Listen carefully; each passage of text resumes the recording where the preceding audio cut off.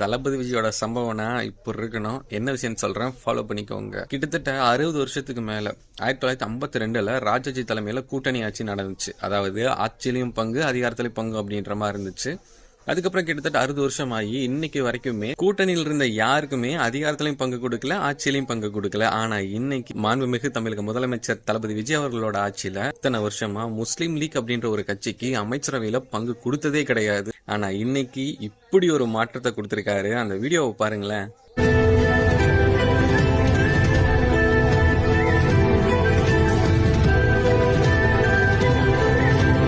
அந்த ஆனந்த கண்ணீரோட மதிப்பு தாங்க இத்தனை வருஷம் அவங்களோட இயக்கம். இத்தனை வருஷம் கூட்டணியா ஒரு கட்சி கூட இருந்தாங்க. அந்த கட்சி அமைச்சரவையில பங்கு கொடுத்ததே இல்லை. ஆனா இன்னைக்கு புதுசா வந்த கட்சி சமூக நீதியை நிலைநிறுத்தி புதுசா ஒரு மாற்றத்தை கொடுத்திருக்காங்க. இந்த மாற்றம் இனிமேல் தொடர்ந்துகிட்டே இருக்கும்.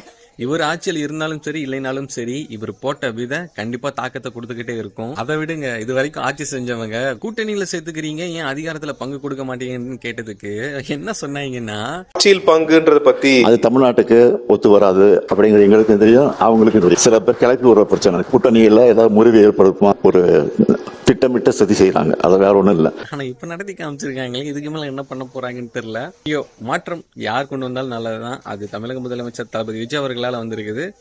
சல்யூட். இதை தமிழ்நாடு முழுக்க ஷேர் பண்ணிட்டு அப்படியே நம்மளை ஃபாலோ பண்ணிக்கோங்க.